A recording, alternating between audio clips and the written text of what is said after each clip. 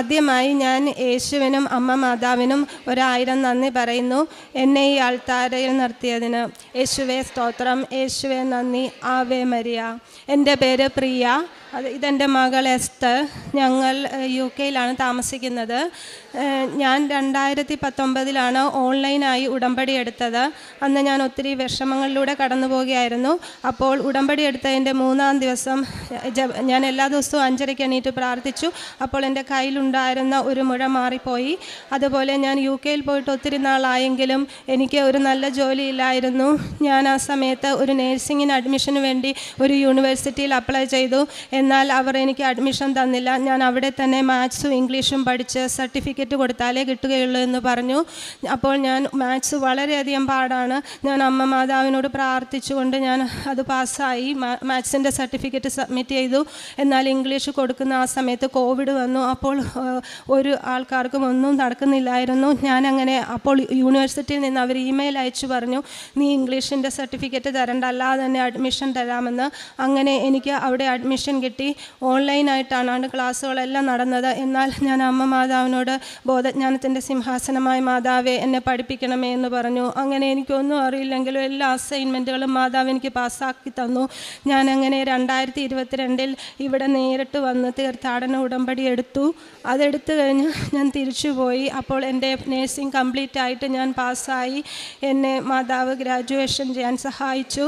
അത് കഴിഞ്ഞ് ഞാൻ 2023 വീണ്ടും ഇവിടെ വന്ന് ഉടമ്പടി പുതുക്കുകയും ജപമാല റാലിയിൽ പങ്കെടുക്കുകയും ചെയ്തു. എന്നാൽ ആ സമയത്ത് എനിക്ക് വളരെയധികം വിഷമത്തോടു കൂടി എനിക്ക് ഒത്തിരി രോഗങ്ങൾ ഉണ്ടായി. കൊളസ്ട്രോൾ, ഫാറ്റി ലിവർ, അങ്ങനെ ഒത്തിരി പ്രശ്നങ്ങൾ. ഞാനിവിടെ വന്ന് അച്ഛനെ ഒന്ന് കാണാനായിട്ട് അവസരം ചോദിച്ചു. അപ്പോൾ ഒരു ബ്ലെസ്സിങ്ങിന് അവസരം കിട്ടി. അങ്ങനെ ഞാൻ ഈ അൾത്താരയിൽ വന്ന് എൻ്റെ സർട്ടിഫിക്കറ്റുകളെല്ലാം അച്ഛനെ കാണിച്ചു. അച്ഛൻ അപ്പോൾ ഈ മാതാവിൻ്റെ ഈശോയുടെയും ഗ്രോട്ടയിൽ വെച്ച് പ്രാർത്ഥിച്ചു. തിരിച്ച് ചെന്നെല്ലാം ടെസ്റ്റ് ചെയ്തപ്പോൾ ഒരു മരുന്നും കഴിക്കണ്ട എന്ന് പറഞ്ഞു. അത് കഴിഞ്ഞ് ഞാൻ ഒരു ജോലിക്ക് വേണ്ടി പാസ്സായെങ്കിലും ആ സമയത്ത് ഒത്തിരിയേറെ നേഴ്സുമാർ പുറം രാജ്യങ്ങളിൽ നിന്ന് വന്നതുകൊണ്ട് അവിടെ ജോലി കിട്ടാൻ ബുദ്ധിമുട്ടായിരുന്നു. ഞാൻ പല ഇൻ്റർവ്യൂവിന് അപ്ലൈ ചെയ്തെങ്കിലും ഒന്നും കിട്ടിയില്ല. എന്നാൽ മാതാവിൻ്റെ കാശ് രൂപവും ഉപ്പുമായിട്ട് എനിക്ക് കിട്ടിയ ഒരു ഇൻ്റർവ്യൂവിന് ഞാൻ പോയി. അവിടെ ചെന്നപ്പോൾ അവർക്ക് ഈ ഇൻ്റർവ്യൂവിനെ പറ്റി ഒരു വിവരവും ഇല്ല എന്ന് പറഞ്ഞു. എന്നാൽ 1 മണിക്കൂറിന് ശേഷം അവർ പറഞ്ഞു, ഒരു സ്ത്രീ നിൻ്റെ ഇൻ്റർവ്യൂ ചെയ്യാമെന്ന് സമ്മതിച്ചു എന്ന് പറഞ്ഞു. അങ്ങനെ ആ ലേഡി വന്നപ്പോൾ ഒരു മാതാവ് തന്നെ വന്ന് എന്നെ ഇൻ്റർവ്യൂ ചെയ്ത പോലെയാണ് തോന്നിയത്.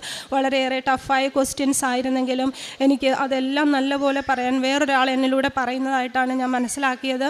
അങ്ങനെ എനിക്ക് ആ ജോലി കിട്ടി. അവിടെ ഒരു മലയാളി നഴ്സുമാർ പോലും ജോലി ചെയ്യുന്നില്ല. എന്നാൽ ഞാൻ മാത്രമാണ് അവിടെ ജോലി ചെയ്യുന്ന ഒരു മലയാളി നഴ്സ്. അത് മാതാവിൻ്റെ സംരക്ഷണമാണെന്ന് ഞാൻ മനസ്സിലാക്കുന്നു. ആ സമയത്ത് എനിക്ക് വിഷമം വേറെ ഉണ്ടായത്, എൻ്റെ ചെസ്റ്റ് ഏരിയയിൽ ഒരു മുഴ കാണപ്പെട്ടു.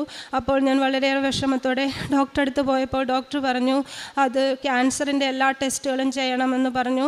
ഞാൻ വളരെയേറെ വിഷമിച്ചു. എന്നാൽ ഞാനപ്പോൾ UK-യിലുള്ള ഒരു മാഞ്ചസ്റ്ററിൽ ഉടമ്പടി ഗ്രൂപ്പുണ്ട്. ആ ഗ്രൂപ്പിൽ ജോയിൻ ചെയ്ത് ജപമാല പ്രാർത്ഥനയെല്ലാം നടത്തുന്നുണ്ട്. അതിലെ കോർഡിനേറ്ററായ ഷാനു എന്ന സഹോദരിയോട് ഞാൻ പ്രാർത്ഥനാ സഹായം അഭ്യർത്ഥിച്ചു. അങ്ങനെ ആ ഗ്രൂപ്പിലിട്ട് ജപമാല ചൊല്ലി പ്രാർത്ഥിച്ചു. അന്ന് രാത്രി ഞാൻ കിടന്നുറങ്ങുമ്പോൾ കൃപാസന മാതാവിൻ്റെ കൊച്ചു ഗ്രോട്ടോ ഇങ്ങനെ സ്വപ്നത്തിൽ പൊങ്ങി വന്ന് അതൊരു തീക്കട്ടയായിട്ട് മാറി. അന്ന് പിറ്റേന്ന് ഞാൻ ടെസ്റ്റിന് പോയപ്പോൾ അവർ പറഞ്ഞു ക്യാൻസർ പോലുള്ളതൊന്നും ആണെന്ന് തോന്നുന്നില്ല, എങ്കിലും 100% ഷുവറാക്കാൻ വേണ്ടി ബയോപ്സി ചെയ്യണമെന്ന് പറഞ്ഞു. അപ്പോൾ ഞാൻ സ്കാനിങ്ങിന് കിടന്നപ്പോൾ ഈ കാശ് രൂപം പിടിച്ചുകൊണ്ടാണ് കിടന്നത്. അപ്പോൾ എൻ്റെ ഉള്ളിൽ നിന്നൊരു സ്വരം പറഞ്ഞു, ഓക്കെ ബയോപ്സി ചെയ്യേണ്ട, ഇത് ദൈവമഹത്വത്തിനുള്ളതാണെന്ന്. അങ്ങനെ ഞാൻ ആ ഡോക്ടറോട് പറഞ്ഞപ്പോൾ അവർക്ക് എന്നോട് ദേഷ്യമായി. അവർ പറഞ്ഞു എന്തുകൊണ്ടാണ് ബയോപ്സി ചെയ്യാത്തത്? ഞാൻ പറഞ്ഞു സാരമില്ല. അവർ പറഞ്ഞെങ്കിൽ 6 മാസം കഴിഞ്ഞ് വീണ്ടും ടെസ്റ്റിന് വരണമെന്ന് പറഞ്ഞു. അപ്പോൾ ഞാൻ തിരിച്ചു ചെന്നപ്പോൾ കുടുംബക്കാരും എൻ്റെ ജോലി സ്ഥലത്തുള്ള എല്ലാവരും എന്നെ വഴക്ക് പറഞ്ഞു, നീ എന്തുകൊണ്ടാണ് ബയോപ്സി ചെയ്യാത്തത്? എന്തെങ്കിലും ഉണ്ടെങ്കിൽ വേഗം കണ്ടുപിടിച്ച് ചെയ്യാമെന്ന്. പക്ഷേ ഞാൻ ബൈബിൾ വായിച്ചപ്പോൾ അബ്രഹാത്തിൻ്റെ വിശ്വാസത്തിൻ്റെ പരീക്ഷണങ്ങളെ പറ്റിയുള്ള ഇതാണ്. അപ്പോൾ ഞാൻ ഉറച്ചു വിശ്വസിച്ചു, മാതാവേ എന്നെ സാക്ഷിയാക്കണമേ എന്ന്.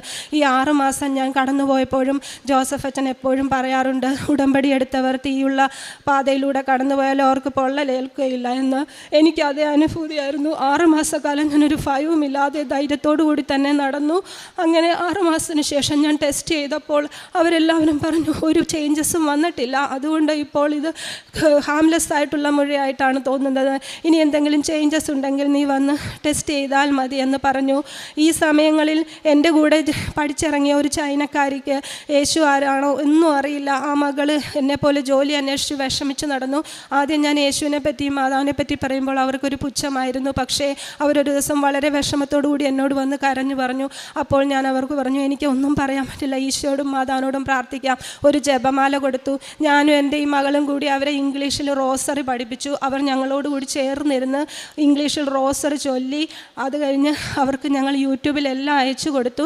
മാതാവിൻ്റെ ജപമാലയും കൊടുത്തു. അപ്പോൾ അവർ പറഞ്ഞു, എനിക്കിപ്പോൾ 2 ദിവസം കഴിഞ്ഞ് വിളിച്ചു പറഞ്ഞു, ഇപ്പോൾ എൻ്റെ ഹൃദയത്തിൽ നിന്നുള്ളൊരു കല്ല് എടുത്തു മാറ്റിയ പോലെയുണ്ട്, എനിക്ക് എല്ലായിടത്തു നിന്നും സഹായം കിട്ടുന്നു. അപ്പോൾ ഞാൻ പറഞ്ഞു, ഇതാണ് ഉടമ്പടി, മാതാവാണ് നിന്നെ സഹായിക്കുന്നത്. മാതാവിൻ്റെ ഉപ്പെല്ലാം ഞങ്ങൾ കൊടുത്തായിരുന്നു അന്ന്. അപ്പോൾ ഈ മകളെ അത് പഠിപ്പിച്ച സമയത്ത് വേറൊരു അത്ഭുതവും ഞങ്ങളുടെ ജീവിതത്തിലുണ്ടായി.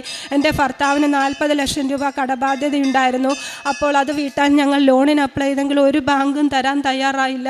എന്നാൽ ഈ മകളെ ഞാൻ റോസറി പഠിപ്പിച്ച ആ നിമിഷം തന്നെ ഞങ്ങൾക്ക് ഇമെയിൽ വന്നതായിട്ട് ഭർത്താവ് പറഞ്ഞു. അങ്ങനെ ആ കടബാധ്യത വീട്ടാൻ ഒരു ബാങ്കുകാർ തയ്യാറായി. അങ്ങനെ ആ കടബാധ്യതകൾ മാറിക്കിട്ടി. ഇതിൻ്റെ ഇടയ്ക്ക് ഞാൻ നാട്ടിൽ വന്ന് ഇപ്പോൾ സാക്ഷ്യം പറയാമെന്ന് നേർന്നിരുന്നു. എന്നാൽ എനിക്ക് ഒരു സ്ഥലത്തുനിന്ന് പൈസ കിട്ടാഞ്ഞതുകൊണ്ട് ഈ ക്രിസ്മസ് അവസരത്തിൽ വരാൻ പറ്റില്ല എന്ന് പറഞ്ഞു. അപ്പോൾ ഞാൻ അന്ന് തീരുമാനിച്ചു വരുന്നില്ല എന്ന്. അന്ന് രാത്രി ഞാൻ കിടന്നുറങ്ങുമ്പോൾ ഇവിടെ സ്വപ്നം കാണുന്നത് ഞാൻ ഈ അൾത്താരയിൽ ഇവിടെ വന്ന് മുട്ടുകുത്തി നിന്ന് കൊന്ത ചൊല്ലുകയാണ്. അപ്പോൾ ഈ മാതാവിൻ്റെ ഗ്രോട്ടോയിൽ നിന്ന് ഇടത് കൈ ജീവനോടെ പൊങ്ങി വന്ന് എന്നെ കൈയാട്ടി ഇങ്ങനെ വിളിക്കുന്നതായിട്ട് ഞാൻ കണ്ടു. ഞാൻ പെട്ടെന്ന് ചാടി എണീറ്റു, വെട്ടി വേർത്തു. എനിക്ക് കരച്ചിൽ നിർത്താൻ പറ്റിയില്ല. അരമണിക്കൂർ ഞാൻ കരഞ്ഞു. മാതാവിൻ്റെ രൂപമുള്ള മുറിയിൽ ഓടിച്ചെന്ന് പ്രാർത്ഥിച്ചു, എന്നോട് ക്ഷമിക്കണം മാതാവേ, ഞാൻ എങ്ങനെയായാലും വരുമെന്ന് പറഞ്ഞു. അങ്ങനെ ഞാൻ അമ്മയോട് എനിക്കൊരു സംശയം കൂടി ഉണ്ടായിരുന്നു. വചനത്തിൽ പറയുന്നുണ്ടല്ലോ ഗ്രോട്ടോയിൽ പ്രാർത്ഥിക്കുന്നത് പ്രശ്നമാണെന്ന്.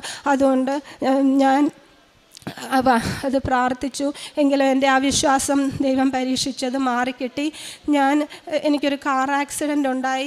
ഇങ്ങോട്ട് വരുന്നതിന് 2 ആഴ്ച മുമ്പ് ഞാൻ ഹസ്ബൻഡും ഒരു അപകടം കൂടാതെ രക്ഷപ്പെട്ടു. ഞങ്ങളുടെ കാറ് കംപ്ലീറ്റ് ആയിട്ട് തകർന്നു പോയി. എന്നാൽ എൻ്റെ കയ്യിൽ കാശ് രൂപ ഉണ്ടായിരുന്നു. ഞാൻ മാതാവിൻ്റെ ഇത് പിടിച്ചുകൊണ്ടിരിക്കുകയായിരുന്നു. അങ്ങനെ ഞാൻ അപകടത്തിൽ നിന്ന് രക്ഷപ്പെട്ടത് മാതാവാണ് എന്നെ രക്ഷിച്ചതെന്ന് ഞാൻ വിശ്വസിക്കുന്നു.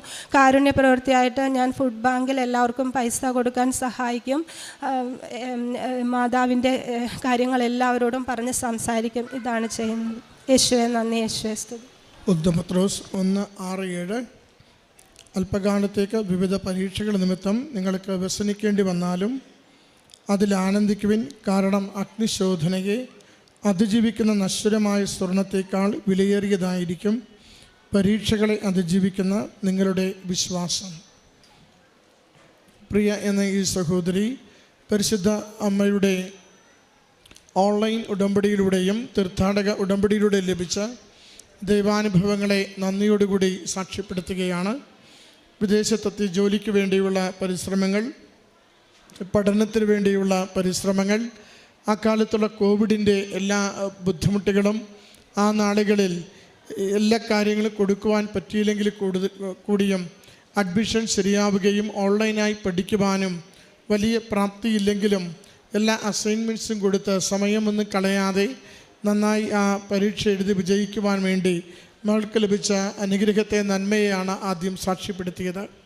ജോലിക്ക് വേണ്ടിയുള്ള പരിശ്രമങ്ങളിലും അത്ഭുതകരമായി മറ്റൊരു ഇന്ത്യക്കാരൻ പോലും ഇല്ലാത്ത ഒരു ഓഫീസിൽ, വെള്ളക്കാർ മാത്രം ജോലി ചെയ്യുന്ന ഒരു ഓഫീസിൽ മകളെ മാത്രം സെലക്ട് ചെയ്യുകയും പലതവണ അവർ മോളെ പുറത്താക്കുവാൻ വേണ്ടിയുള്ള പല പരിശ്രമങ്ങൾ നടത്തിയെങ്കിൽ കൂടിയും അമ്മ മാതാവിൻ്റെ വലിയ സംരക്ഷണവും കരുതലും ആ ഓഫീസിൽ നല്ല രീതിയിൽ ജോലി ചെയ്ത് മുന്നോട്ട് പോകുവാനും ഇപ്പോഴും അവിടെ തുടരുവാനും പറ്റുന്ന വിധത്തിൽ എല്ലാ കാര്യങ്ങളെയും മകൾക്ക് ക്രമീകരിച്ചു കൊടുത്തതിൻ്റെ സന്തോഷവും നന്ദിയുമാണ് മകളെ രണ്ടാമത് സാക്ഷ്യപ്പെടുത്തിയത്.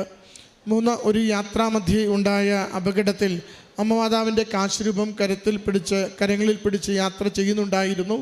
അതുകൊണ്ട് അത്ഭുതകരമായി അപകടത്തിൽ ഗൗരവമായ പരിക്കുകളൊന്നുമില്ലാതെ അമ്മ മാതാവും തിരുക്കുമാരനും കാത്തു സംരക്ഷിച്ചതിനെ നന്ദിയോടുകൂടി മകൾ സാക്ഷ്യപ്പെടുത്തുകയാണ്. മറ്റൊരു വ്യക്തിക്ക് പ്രാർത്ഥന പഠിപ്പിച്ചു കൊടുത്ത് ദൈവത്തെ ചൂണ്ടിക്കാണിച്ചു കൊടുത്തതിലൂടെ ചൈനക്കാരിയായ വിശ്വാസം അറിയാത്തൊരു വ്യക്തിക്ക് വിശ്വാസം പകർന്നു കൊടുത്ത ആ ഒരു അനുഭവത്തിലൂടെ 40 ലക്ഷത്തോളം രൂപയുണ്ടായിരുന്ന കടം വളരെ വേഗത്തിൽ അത് വീട്ടുവാനുള്ള വഴി കുടുംബത്തിന് തുറന്നു കൊടുത്തതാണ് മകൾ മറ്റൊരു അനുഭവമായി സാക്ഷ്യപ്പെടുത്തുന്നത്. പ്രിയമുള്ളവരെ, മകളുടെ വാക്കുകളിൽ നമ്മൾ ആവർത്തിച്ച് കേൾക്കുന്നത്, തക്ക സമയത്ത് നമ്മുടെ ജീവിതത്തിൽ ഇടപെടുകയും നമുക്ക് ആവശ്യമുള്ള നന്മകൾ നമുക്ക് വേണ്ടി ഒരുക്കി തരികയും ചെയ്യുന്ന അമ്മ മാതാവിൻ്റെ സഹായകയായ സംരക്ഷണത്തിൻ്റെ സാന്നിധ്യവും, അതോടൊപ്പം തന്നെ ഒരു ദൂതനെ പോലെ നമുക്കൊപ്പം വന്ന് നമ്മുടെ പരീക്ഷകളിലും നമ്മുടെ ഇൻ്റർവ്യൂകളിലും നമുക്ക് സഹായകയായി അമ്മ മാതാവ് കൂടെ വന്നുകൊണ്ട് എന്ത് സംസാരിക്കണം, എങ്ങനെ പറയണം, എങ്ങനെ പെരുമാറണമെന്ന് ഓർമ്മിപ്പിച്ചുകൊണ്ട് നമുക്ക് വേണ്ടി മാതാവ് ഒരുക്കി വച്ചിരിക്കുന്ന ജോലിയിലേക്ക് നമ്മളെ എത്തിച്ചേരും വരെ നമുക്കൊപ്പം നിൽക്കുന്ന അമ്മയുടെ സാന്നിധ്യത്തെയാണ് മകൾ സാക്ഷ്യപ്പെടുത്തുന്നത്. നമുക്ക് ലഭിച്ചിരിക്കുന്ന നേർച്ച വസ്തുക്കൾ, ഉടമ്പടി ഉപ്പ്, ഉടമ്പടി തൈലം, കാശുരൂപം എന്നിവ എത്രത്തോളം നമ്മുടെ ജീവിതത്തിന് സംരക്ഷണം ഒരുക്കുന്നു, ആപത്തുകളിൽ നമുക്കത് ആശ്വാസമായി തീരുന്നുവെന്ന് മകളുടെ വാക്കുകളിൽ മകൾ സാക്ഷ്യപ്പെടുത്തുന്നുണ്ട്. വലിയ ആപത്കാലത്തിലൂടെ കടന്നു പോകുമ്പോൾ നാം ചെയ്യുന്ന സുവിശേഷ വേല, ദൈവത്തോട് പുലർത്തുന്ന വിശ്വാസവും ദൈവത്തെക്കുറിച്ച് മറ്റുള്ളവർക്ക് പകർന്നു കൊടുക്കുന്ന ആ സ്നേഹപൂർവമായ സന്തോഷത്തിൻ്റെ വർത്തമാനങ്ങളും, ദൈവത്തെ പറഞ്ഞു കൊടുക്കുന്ന, വിശ്വാസത്തെ പകർന്നു കൊടുക്കുന്ന നമ്മുടെ എല്ലാ പ്രവൃത്തികൾക്കും ദൈവം പ്രതിഫലം നൽകും എന്നതിൻ്റെ ഒരു അടയാളമായിട്ട് മകൾ പറയുന്നു. ഒരു വ്യക്തി സങ്കടപ്പെട്ട തകർന്ന് തരിപ്പണമായി വന്നപ്പോൾ എൻ്റെ കർത്താവിനെയും എൻ്റെ അമ്മ മാതാവിൻ്റെ ജപമാലയും ഞാനത് വളരെ ശ്രമകരമായി ഞാനും മോളും കൂടി പഠിപ്പിച്ചു കൊടുത്തപ്പോൾ അത് എനിക്കെൻ്റെ കുടുംബത്തിൻ്റെ സാമ്പത്തിക ബാധ്യതകൾ നീക്കുവാനുള്ള വഴി ഈശോനാഥൻ എനിക്ക് തുറന്നു തന്നുവെന്ന നമ്മൾ ഓരോരുത്തരുടെയും ജീവിതത്തിൻ്റെ വിവിധങ്ങളായ നിയോഗങ്ങളെ, പ്രശ്നങ്ങളെ അമ്മ മാതാവ് തിരുക്കുമാരനിലൂടെ അനുഗ്രഹിച്ച് നമുക്ക് സഹായമായി നൽകുവാൻ, നമ്മുടെ വിശ്വാസത്തെ ആഴപ്പെടുത്തുവാൻ, നമ്മുടെ ഉടമ്പടി ജീവിതത്തെ കൂടുതൽ സ്ഥിരതയോടുകൂടി വിശ്വസ്തയോടുകൂടി മുന്നോട്ട് നയിക്കുവാൻ സഹായിക്കണമേ എന്ന പ്രാർത്ഥനയോടുകൂടി ഈ കുടുംബത്തിന് ലഭിച്ച എല്ലാ നന്മകൾക്കും കരങ്ങളടിച്ച് ദൈവപിതാവിനും തിരുക്കുമാരനും അമ്മ മാതാവിനും നന്ദി പറയാം. അത്യപൂർവ ദൈവാനുഭവങ്ങൾ ഇനി നിങ്ങൾക്കും സ്വന്തം. ഈ യൂട്യൂബ് ചാനൽ ഇതുവരെ സബ്സ്ക്രൈബ് ചെയ്തിട്ടില്ലെങ്കിൽ ഇപ്പോൾ തന്നെ സബ്സ്ക്രൈബ് ചെയ്യുക. ഈ വീഡിയോ ഇപ്പോൾ തന്നെ നിങ്ങളുടെ സുഹൃത്തുക്കൾക്ക് ഷെയർ ചെയ്തുകൊണ്ട് കർത്താവിൻ്റെ പ്രേക്ഷിതരാകുക.